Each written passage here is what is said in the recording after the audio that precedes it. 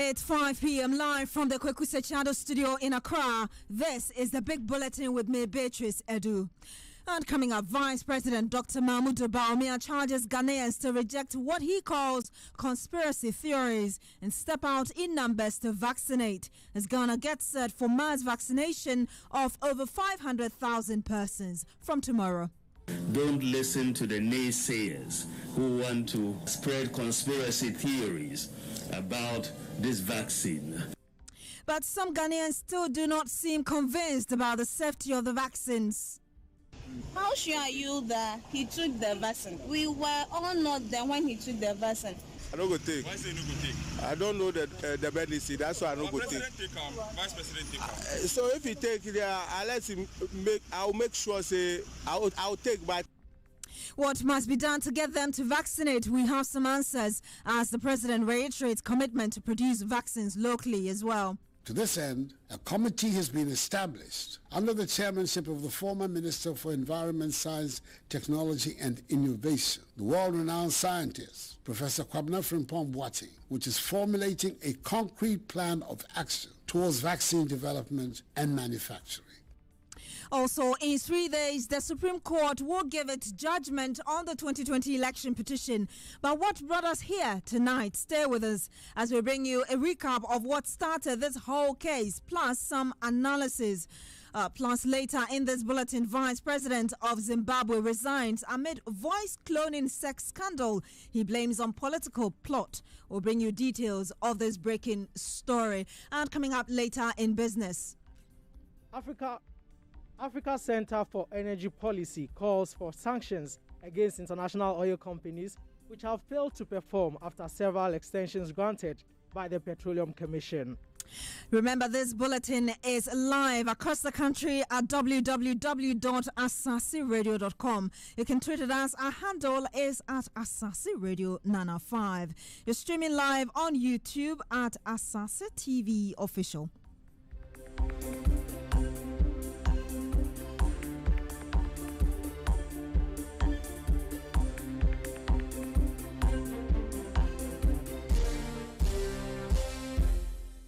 Once again, thank you very much for joining us. Ignore the conspiracy theories and go out en masse to vaccinate because the vaccines are safe. That is the charge of the Vice President, Dr. Mahmoud Bawumia, to Ghanaians as the country gets ready to vaccinate over 500,000 people in all the 16 regions of the country in less than 24 hours. This morning, the President, Nana Akufo-Addo, and his wife, Mrs. Rebecca Akufo-Addo, were the first to take their shot of the AstraZeneca vaccine, followed by the Vice President, Dr. Mahmoud Bawumia, and his wife, setting the pace for the exercise to begin. Addressing the media before taking his jab, Dr. Bawumia assured the vaccines are safe. We are taking this vaccine today to assure the public and Ghanaians in general that it is safe. It is safe to be immunized by this, to take this vaccine. And that safety, the Food and Drugs Authority has really assured us, and we are very confident in the safety of this vaccine. And that is why the President took the lead to take this vaccine, and we are following in that stead, and it will then go on with all the health service workers, security agencies, and essential workers, and so on. So we are asking all Ghanaians to be cooperative in this process of vaccination. It's going to take some time. Our goal is to immunize about 20 million Ghanaians. That is the target for this year. And so we will start. Every long journey will begin with a step, and we will take our steps towards that. So we ask for your patience, we ask for your cooperation as we go. But please don't listen to the naysayers who want to spread conspiracy theories about this vaccine. As the President said last night, it is not going to change your DNA or have all these effects that they are talking about in the conspiracies. Please, this is to protect the health of our people in Ghana. It is to protect all of us, protect our economy, so that we move forward. So it is in our collective interest that we take this vaccine. So far, we've approved 2, the Sputnik and the AstraZeneca, and more will be coming by the grace of God. So let us all cooperate and get this thing done. And that was the Vice President, Dr. Mahmoud Bawumia. In his 24th address on COVID-19 last night, the President spelled out the 4 groups of persons who would be vaccinated during this exercise, starting with persons described as most at risk. Through the National Vaccine Deployment Plan, our population has been segmented into 4 groups, and this will determine which section of the population gets vaccinated at a particular time.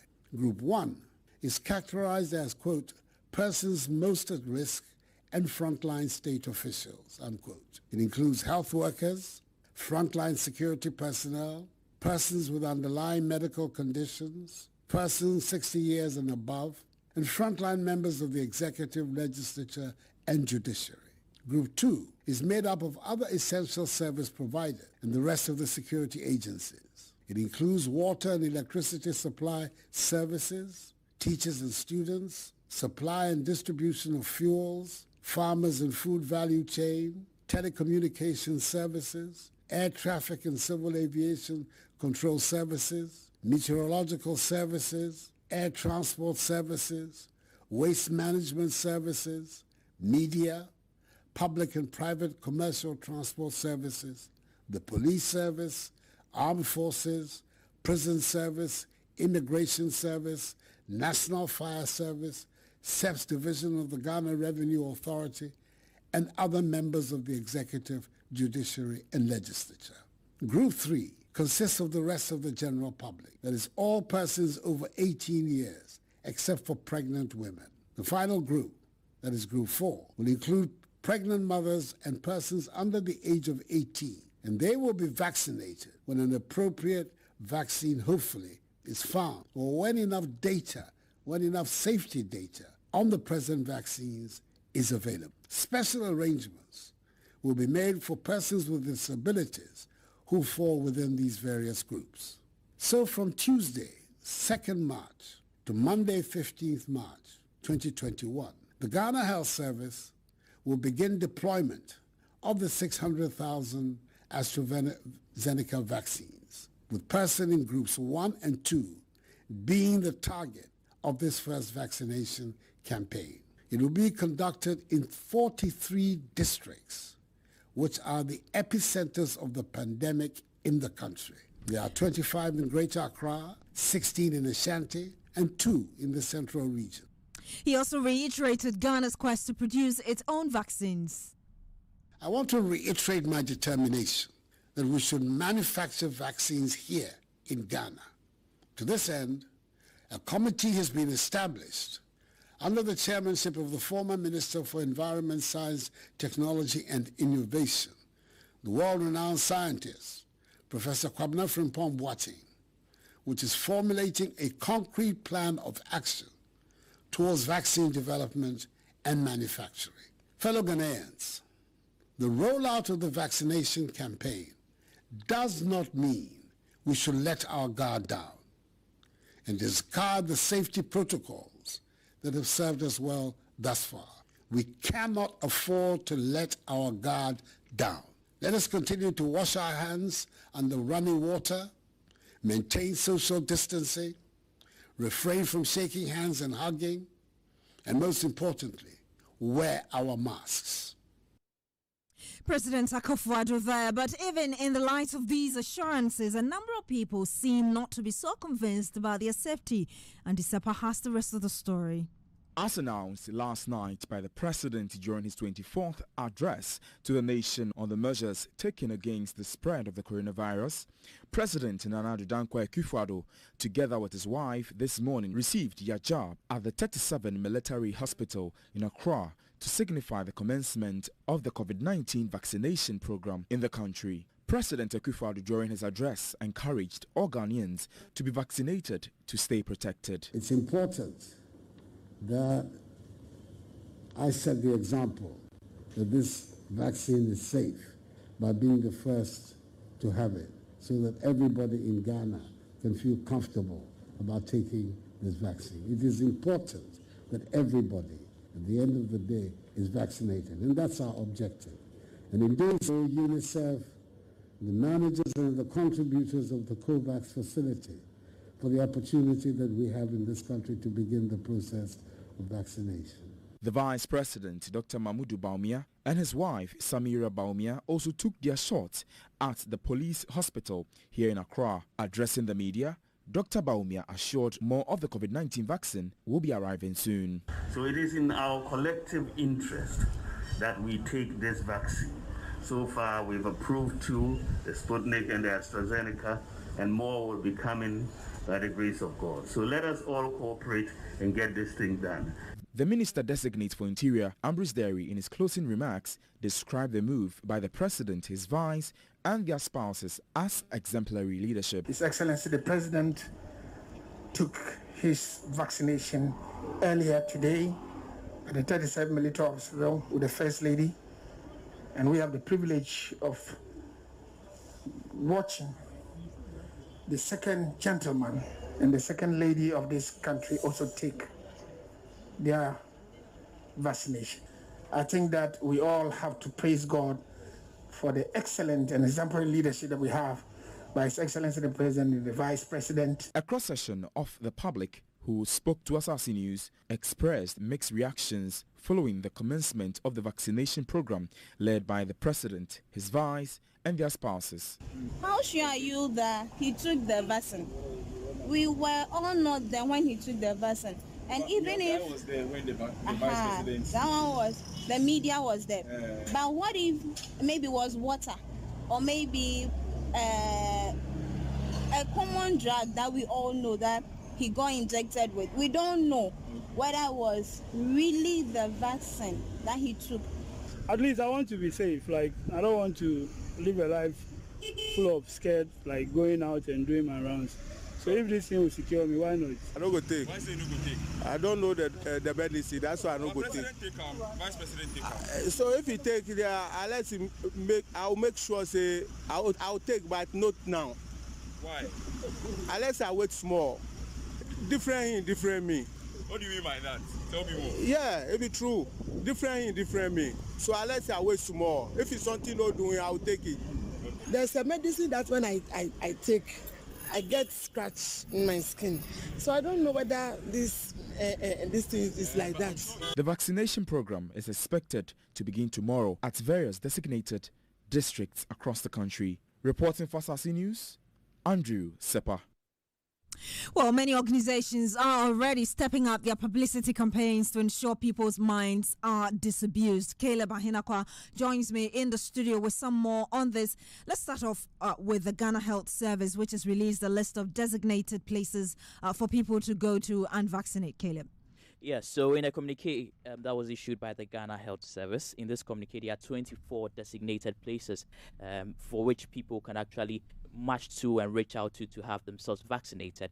And I won't be able to go through all these places. So for this more, should be for Accra or Accra, okay. for Greater Accra region. So for more on this, I would advise and urge listeners to go on the Asaase Radio social media handles, to have access to the full communique. Regardless, we should look at some places, and I would like to touch base with Ayawaso West, and the Ayawaso West district has the Legon Hospital as a place one can get him or herself vaccinated. You can go to Jawulu within the Ayawaso West district. You could also get to Abilingpe, Roman Ridge, Westland. Away from Ayawaso West, one can also get him or herself vaccinated at the Accra Metro and at the Accra Metro district. Mr. Hinako, sorry, hold on your horses there. I'm joined on the line now by the program manager for the expanded program on immunization at the Ghana Health Service, Dr. Kwame Amponsah-Chiano. Good evening to you, sir. Thank you for joining us.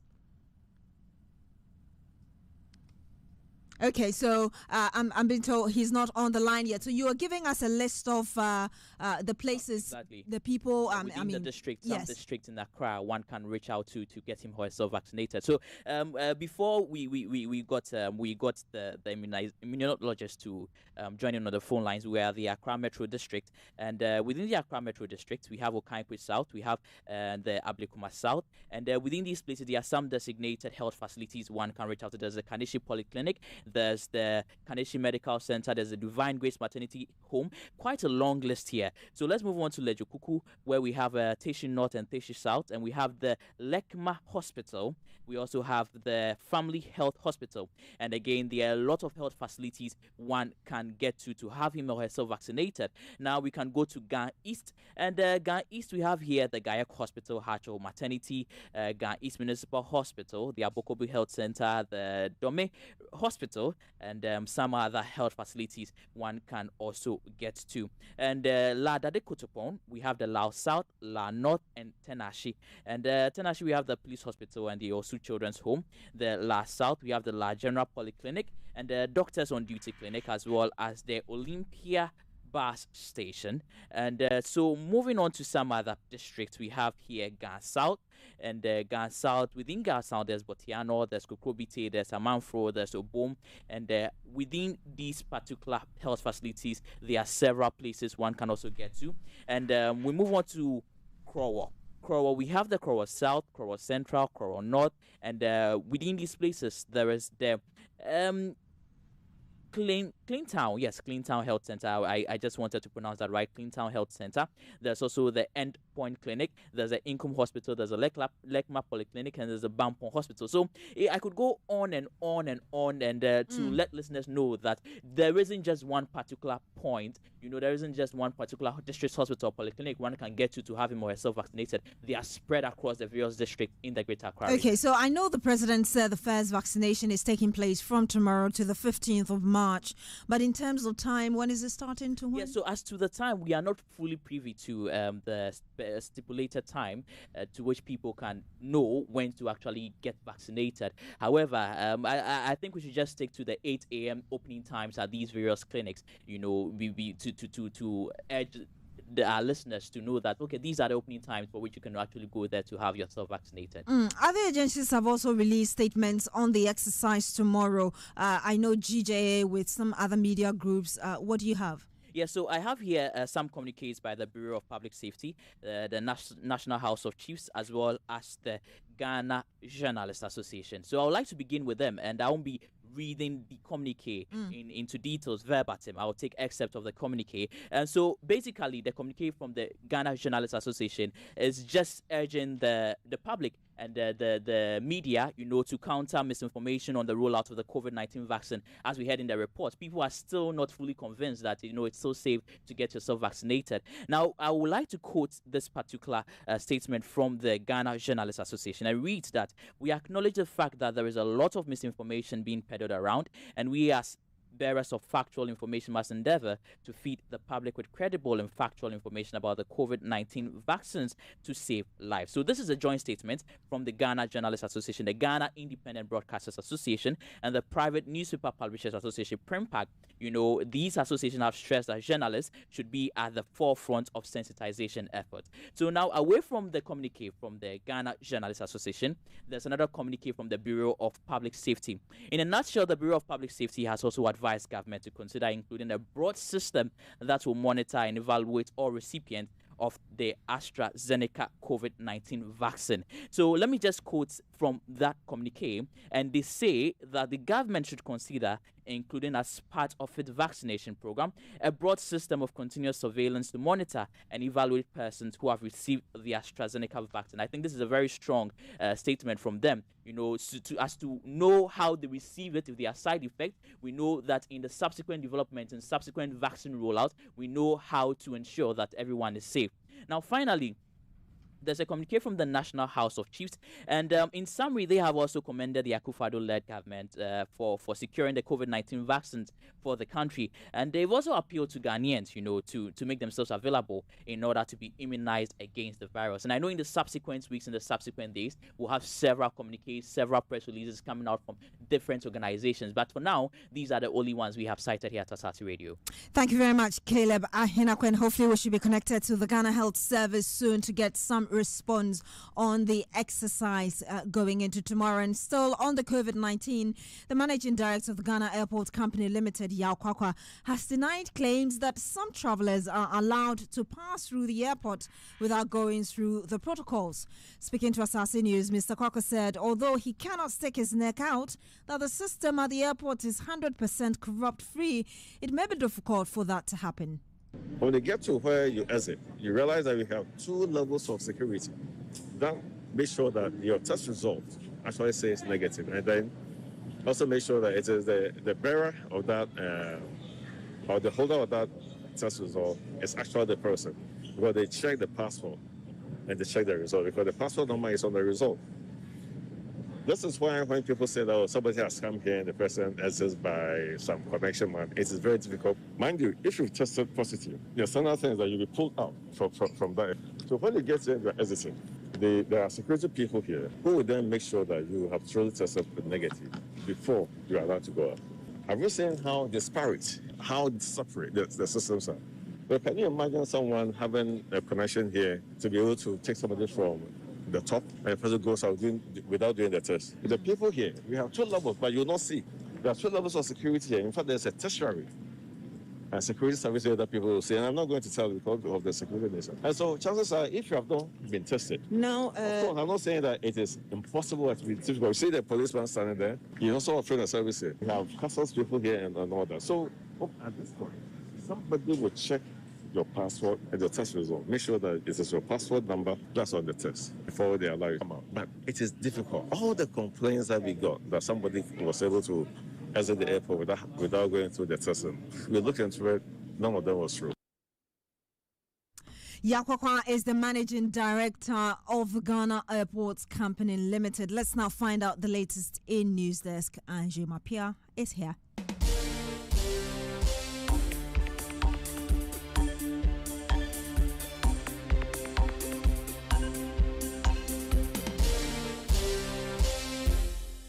Welcome to News Desk. The National Coordinator of the Computerized School Selection and Placement System, CSSPS, Mark Sasumensa, has admonished parents and students not to assemble at any premise to resolve their concerns, as the necessary platforms have been set up to handle all related issues.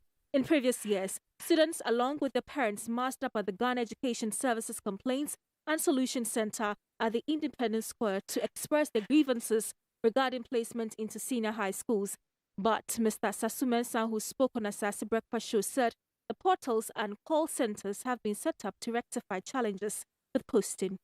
Actually make a lot of adequate preparations, and therefore if you have any challenges or problems, I think that this year you don't have to mass up at a particular place. There are call lines that have actually been distributed by GES PR unit and Ghana Education Service, Ministry of Education. So please, if you have a problem, our call center, it is actually working efficiently and effectively. Therefore, our men are ready to serve you. So please have hope in us, Ministry of Education. And therefore, please, if you have any complaint, do not fail to call those numbers. You had the National Coordinator of the Computerized School Selection and Placement System, Mark Sasumensa. Meanwhile, Asaase News has visited some internet cafes to monitor students' reactions towards the school placement. Here's a report. Internet cafes always get busy after the West African Examination Council or the Ghana Education Service release examination results or school placements. The 2020 computerized school selection and placement system went live last Sunday, and since then, junior high school graduates have been trooping internet cafes to check their placements. In this regard, Asaase News visited some internet cafes in Accra. While some students are excited for being placed in their dream schools, others are simply disappointed. Walking out of the internet cafe with his placement slip, Samson Lamte looked gloomy. It was obvious all was not well. He did not get his first choice at Disadel College. His aggregates 15 rather gave him his fifth choice. I got Aquinas. And you don't like it? Which school did you choose initially? For my first choice, I chose Adisadel. Second choice, Ghana National. Third, Adontin Senior High. The fourth choice was the Technical or Vocational School. I chose Koforidua Sectec. The fifth choice, the Compulsory Day School. I chose Aquinas. So you got your fifth school that you chose, Aquinas. Why? What grade did you get? 15. 15. And you don't like Aquinas? It's not that I don't like it. I just wanted Adisadel. So you are disappointed? Yes. In who? Me. Why? It's like I could have done better, but I wasted my time. Samson tells me all hope is not lost, even though he blames himself for not studying hard enough to get a good grade. He's made a decision to work hard for a bright future. Since I can't change the past, I'm going to work hard towards what I want to be in the future. I met two other girls, Rebecca and Cecilia. Their grades were not that impressive, so they didn't get any school of their choice. They had to do self-placement. Cecilia chose Achim Suedo SHS through the self-placement system. With little to no knowledge of the school she had chosen, Rebecca chose Esukwakwa Senior High School, but she plans to change it. Which school did you want to go to? Like Adontin. That's the school you chose? Yeah. And then you didn't get that one? What grade did you get? 32. Now which school are you going to? Asokwa something. But Asokwa Senior. Which region is it? Kranchi. Oh, Kranchi East. That's OT region. The new region. OT region, like Volta region. Yeah. Why I didn't know the school that you are choosing? You chose, mommy. I told you. You can just choose someone in the Eastern region. Look at you don't. So are you going to change it? Yeah, I'm sure I'll change it. You don't like? I don't want Volta region. So how did you just choose? No, They because didn't know I didn't know they that didn't they didn't add the region. Let's just bring the schools for you to choose the one you want. According to the Ghana Education Service, a total of 494,530 students have been placed in different senior high schools and technical and vocational education and training schools across the country. Reporting for Asaase News, my name is Jaima Apia. Let's take you to other stories. Minority Leader Haruna Idrisu has chastised the two main political parties, the NPP and the NDC, for abandoning projects initiated by previous governments prior to the assumption into office, citing an abandoned housing project started by former President John Agyekunkofor. The minority leader described it as a contravention to the direct principles of democratic governance. Speaking at an orientation seminar for members of the 8th Parliament, the minority leader said the continuous action by the two major political parties is in breach of Article 35+7 of the 1992 Constitution. You are a minister. You have taken over office. And both NDC and NPP were guilty of it. President Kufuor started some housing projects in 3 regions of Ghana. Until yesterday, that has not been completed. That offends Article 35(7) of the Constitution of the Directive Principles of State Policy.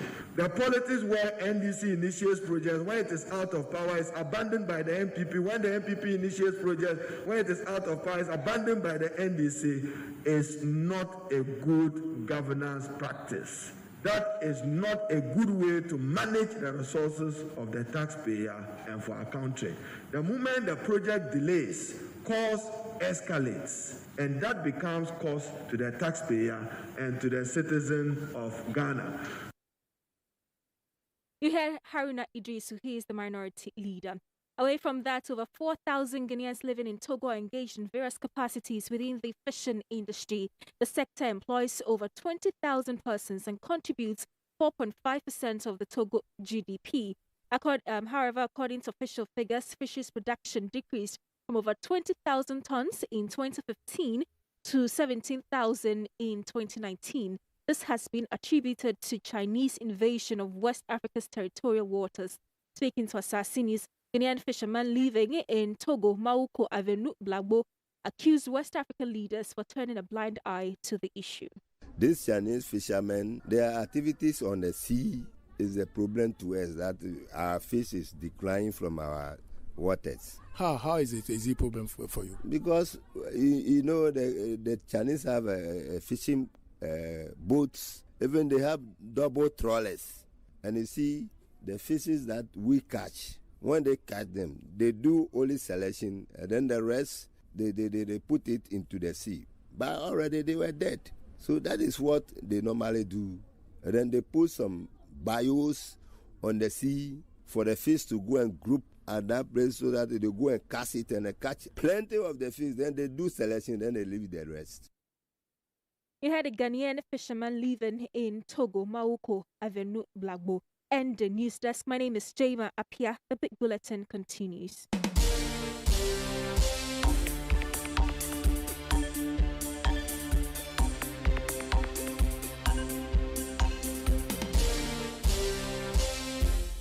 Thank you very much, Jema Apia. Now, in 3 days, the Supreme Court would give its judgment on the 2020 election petition brought before it by the former President John Mahama. Over the last 50-plus days, Ghanaians have witnessed one of the most intriguing Supreme Court cases in the country. But what has brought us here tonight, we start a discussion on the background of the 2020 election petition. We're talking about the events that preceded the filing of the petition on the 30th of December 2020. This is a 3-day program which will be crowned on Thursday when the justices give the judgment on whether or not the petitioner had a case. I'm joined in the studio now by lawyer and editor of the Ghana Law Hub, Samuel Nate. Good evening to you, sir. Thank you for joining us in the studio. Good evening. I'm also joined via Zoom by lawyer Ajiman Budu, who is the head of law centers at Gimpa Faculty of Law School. Hello, Doc. Thank you for joining us. Yes, thank you. And it's Dr. Ajiman Budu. Dr. Ajiman Budu, yes. Thank you, sir. Now, I'm starting with lawyer Nate. Let me start with you. Like I just said, you follow through what brought us here. The NDC had an issue with the 24-hour targets the Electoral Commission set for itself to declare the 2020 election result. Subsequently, there were a number of press conferences by the party against this decision, as it were. The EC chair made a mistake with the figures on the day of announcing the results, and we saw a number of street protests by the supporters of the NDC asking for justice, even including some minority members of parliament. What are your impressions of the premise of the election petition? I think that this is one of the issues that the Supreme Court will answer on Thursday. Now, I think that's one of the first issues that the court has set out, basically whether or not the petition raises a cause of action or not, and so I won't delve into those matters. But in terms of what regarding the 24-hour rule and those issues, the petitioners are basically saying that they are in court challenging the declaration of the results by the Electoral Commissioner. Now, if you look at these issues that precede the filing of the petition, for instance, the Electoral Commission is saying that they are going to declare the results in 24 hours. There's no obligation in law on the Electoral Commission to declare results in 24 hours, 48 hours, or 72 hours. The declaration of the results is based on the collation of the total valid votes cast. So if the Electoral Commission has not finished collating the results, they cannot declare the results. If you look at challenging the declaration as well, in the own pleadings of the petitioner, you realize that in Exhibit F, they say that there's a disparity in the votes between the first the petitioner and then the second respondent, which is the president. Now, if you look at the exhibit that they tallied together, the total votes that is in question is 5,662. So basically, in their own pleadings, you realize that they say that they don't challenge the results. They give the president 50.6% of the vote, and they give the petitioner 47.9, I think, of the vote. So in terms of the vote itself, they are not there challenging the results of the vote. They are just there challenging the declaration of the results. As to whether or not that forms a basis for an election petition,